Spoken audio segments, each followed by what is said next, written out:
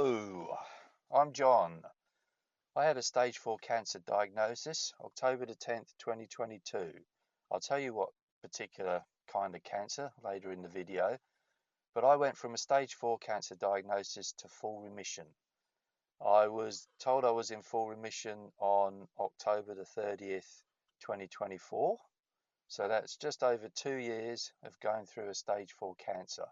For those of you that know me, I have just had my 9-month checkup, and for those of you that don't know me, this is the procedure. Every 3 months I get checked up. I've had my 9-month one today, no scans needed. I've been palpated a lot, which means they push in different places on you and around your body, and because of the particular cancer, they're checking all my lymph nodes. And they ask you lots of questions. They've done blood work. They've looked at the bloods they're happy with. I will talk more about that a little bit later. But I'm good. So far, I'm good. And they don't want to see me for another 4 months. So how about that? I was diagnosed with a cancer called Mantle cell lymphoma, or MCL. That is a blood cancer, and that is classed as a non-Hodgkin's lymphoma. And mantle cell lymphoma, my particular one, is a rare one, which some people would say, yeah, well done, John, only you could get the rare one. Well, it's not only me, but I have it. So I work with a hematologist because they're a blood cancer specialist. You've probably heard the term oncologist. Oncologists deal with cancers, different types of cancers, tumor cancers. I have a blood cancer. Now, in other countries, they may call them oncologists. In Australia, which is where I live, it's a hematologist. So the hematologist is a specialist, and when I was first diagnosed, they said it was incurable. I'm still here. When I was first diagnosed, they said there is a possibility you'll be dead within a year. That was in 2022. I'm still here. I'm still going. It wasn't a good prognosis. Not a good one at all. That is something I want to talk about in future videos. The enormity of being told you've got cancer is something I want to talk about in future videos. This video, I'm really just introducing myself. I don't know how many people are going to watch this. It's the first one I've ever done. Here I am on YouTube. Everyone's going, who's this bloke? You know, there are so many people around the world with cancer. There are so many people who do videos, who do YouTube, who do Instagram, who do Facebook, who do TikTok. People who are chronicling their journeys with these awful diseases. This channel is new. This is the first video. I am going to obviously go in future videos, go into my journey, go into details of more details about the cancer, details of the treatments I tried and what ended up eventually working, where I am now, my ongoing life, living with the possibility of a reoccurrence of this cancer. And really, I'd like you to come along for the journey. I'd like to chat, because cancer, to put it, well, I won't swear because this is YouTube and I don't think you're supposed to. I mean, people do, but I'm not famous enough to swear on YouTube yet. So I'm good at swearing. People who know me know that. So I was about to say something, I won't say it. So how can I put this? Cancer's, it's effed. Can I say that? I'm saying that. Cancer's effed. Anyone who's had cancer, anyone who's had a relative, a friend, a loved one who's had cancer will know that. Anyone who has lost someone to cancer will know that. I lost both my parents to cancer, different cancers, but you can't put into words. I mean, some people do. I can't put into words how hard it is to watch someone go through cancer and to die from their cancer. It's something I will touch on in future videos. My mum died of pancreatic cancer at the beginning of 2011. My dad died from bone cancer at the beginning of 1998. It's a long time ago, but the memories are fresh in a lot of ways. I was diagnosed with my cancer, as I said. I remember the day, October the 10th, 2022. You don't forget that day. You don't. You That day, mine was a phone call. I know it's probably different in different countries, different in different hospitals, different for different people. I got a phone call from my GP, my doctor, who said, "Guys, don't ring up. Is that Jonathan Gauntlet?" Yes, it is. I mean, I'd been seeing him, um, a bit of chit chat for a minute or so, and then I'm very sorry to tell you, but after all the results have come back, you have been diagnosed with cancer, and they believe it to be mantle cell lymphoma. I did not know what mantle cell lymphoma was. It wasn't until I then went and saw specialists, which is what I got referred to, had to have more tests done, that they told me it was a stage 4. I don't know a lot about a lot of other cancers other than people I've spoken to, things I've read, researched, watched, but I can speak about mantle cell lymphoma because I've got it and I had it. And I'm in full remission. I'm going to say that again. I'm in full remission because I keep saying that, and I've just had my 9-month checkup and they reckon you're all right. Keep going. We won't want to see you for another 4 months. If they think anything's wrong, they then go, we want to do scans. So far, I don't have to do a scan. I'm glad of that. I've had so many scans, so many needles stuck in my arm, so many cannulas. I did chemotherapy. I did immunotherapy. Every time you go and do that, I mean, some people get a port, some people get a pick. Because I was doing it every 4 weeks, it was like, oh, well, let's just stick it in your veins. I'd been doing that for a while. Your veins don't like it anymore. And it gets harder and harder to stick a needle. I'll call it a needle because that's what everyone understands.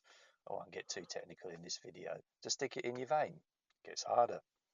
Veins roll. Veins blow out. I had one blow out on me.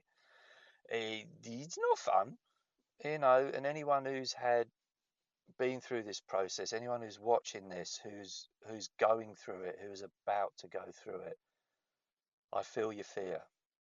I feel your pain. I feel your anxiety. I feel your stress. I know. It is the most awful thing to have to do. But you know what? You can do it. Believe in yourself. You have to. You've got to. It's a hard one, and and this isn't meant to sound patronizing, but you've got to face the fear, and then you've got to do it anyway. Because for me, and I did some different treatments along the way, and everything's helped to get me to where I am, and everything I did was a challenge, but you have to face the fear, and then you have to do it anyway.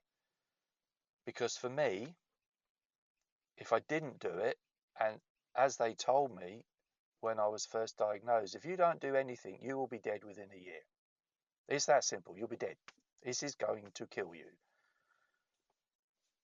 And when you get told that, when you get confronted with this of, if you don't do anything, you will be dead within a year, that's a reality check. That's like, I've got to do something. I was going to swear again then. I was about to use the F word, but I won't. I have to do something. Anything. I've got to find a way to not die. And I'll go into that in later videos. We'll this is the first one. But I had to get better. So when I put this into perspective, is I'm now 58 years old. When I was diagnosed, it was just before my 56th birthday. My birthday's October the 17th. I was diagnosed October the 10th, like I said. So I was 55, nearly 56. 2 years later, I'm 58. I have a wife. I have a daughter. My daughter's now 18 and a half.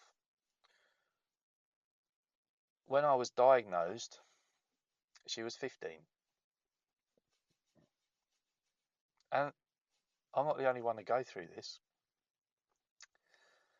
But if you've never been through this, and I hope you never ever do, how do you tell your 15-year-old daughter that you've had a phone call, that you have cancer, and then a few weeks later that you're stage 4 and you could be dead within a year?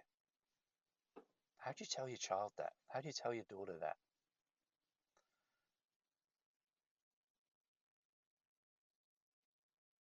I silence because it's bringing back a few memories. It's a hard one, and I just was like, I'm not going to die. I'm just not. It's not happening. I'm not doing that. I'm not leaving her. She needs a dad. I mean, all credit to my wife, Danielle, her mum, brilliant. Who would have been a brilliant mum if I'd passed away? But I wanted to see her grow up. I want to see her become an adult. I want to see her. I want to walk her down the aisle. You know, all these things that you want to do as a parent. And I have a brother. I have a sister. Now, my sister, who's a couple of years younger than me, we have the same mum. My brother, who's, I think he's 18 years younger than me, we have different mums, but we have the same dad. My brother was nearly 14 when our dad died. And I saw what that did to him as a 14-year-old.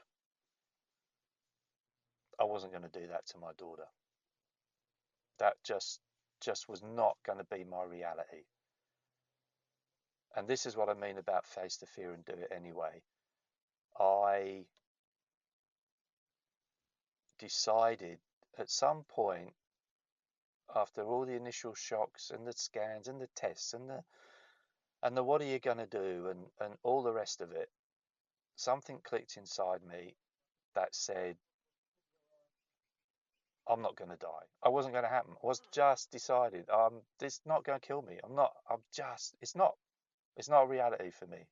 It's just not. It's not happening. I'm going to outlive it. You know, I just am. I've just decided. And there's so many different things that I've done to help still be here, which I will talk about in future videos. But I would say to everyone out there,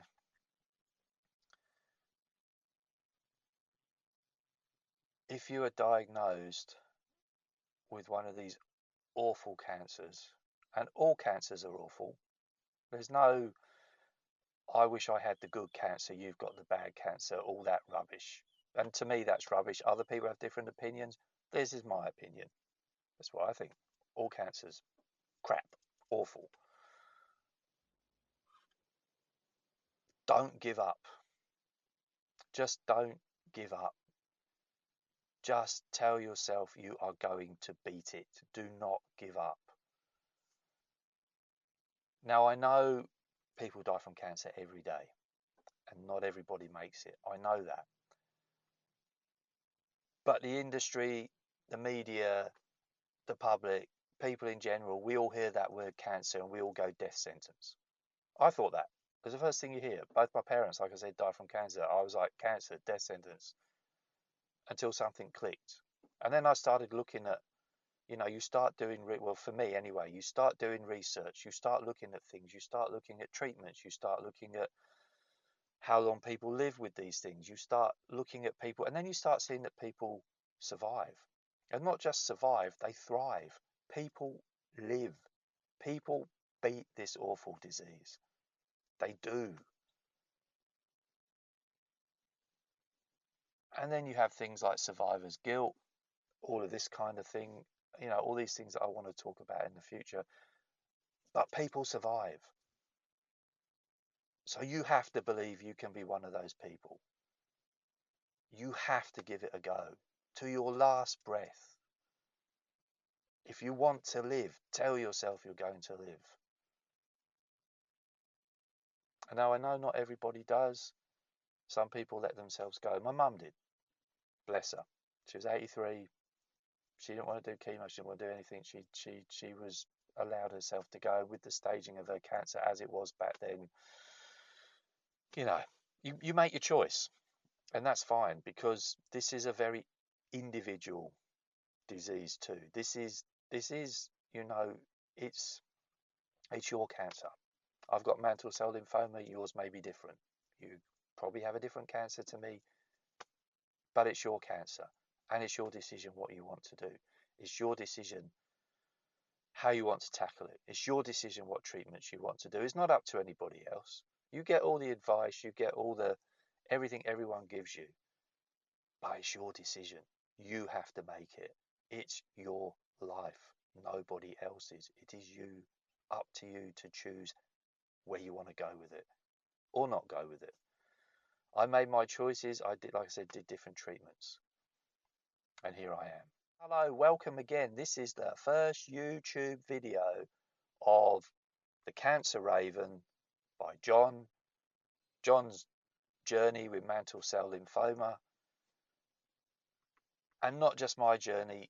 I would like this to become like a community, because you shouldn't feel alone when you've got cancer, but people do. And it can be lonely. Even when you're surrounded by loved ones, cancer can be lonely because you're the one who's got it. No one else has got it. And then you meet people who've got it. And you talk to people. I did when I was having chemo. You sit there with other people having chemo. And everybody's different. Everyone's got a different cancer. But no one should feel alone. So even if this is a place you can come and you can watch me waffling on, probably like an idiot sometimes, but it's generating a community. So please feel free to comment below. I'll read all the comments. Be aware when you comment that there will be people with cancer who will be reading them. There will be their relatives, their friends, their loved ones. So have a little bit of compassion with what you write. Don't be an idiot. But please comment. And also, this is what I noticed, YouTubers do this, so I should do this. Please like, comment, and subscribe, because the more people that subscribe, the more people that like, the more people that view it. People talk about algorithms, all this stuff that I'm learning about. But the thing is, the more people do it, the more the video goes to other people, the more people see it, the more of a community you can build. That way people can engage. People meet other people. Maybe people meet people who have the same cancer, who maybe do the same treatment or different treatments, people who live, people who are in full remission, people you can start to talk to people, and it gives you hope and it gives you confidence and it helps you to think, I can beat this. So I'm going to wrap it up there. That's the first one. I'm John. Like, comment and subscribe. Big love. Every second counts.